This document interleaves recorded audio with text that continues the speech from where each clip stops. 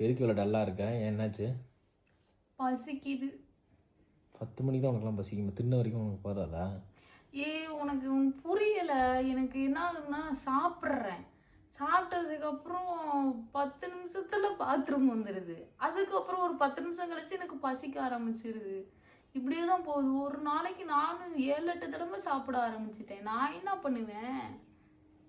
அப்போ நீ இப்போ வந்து பாத்ரூம்க்கு எல்லாத்தையும் மாற்றிக்க.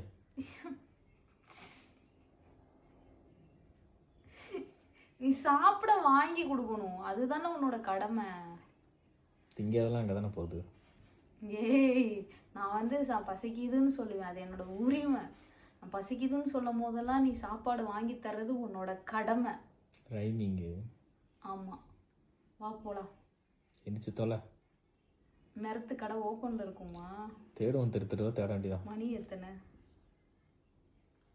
10-12. கடை இருக்குமா முதல்ல? உங்கள் பேங்க் முன்னாடி ஒரு கடை இருக்குல்ல, அங்கே போவோம். அதே வெடிக்கடை 3 மணி வரைக்கும் திறந்துருக்கேன்.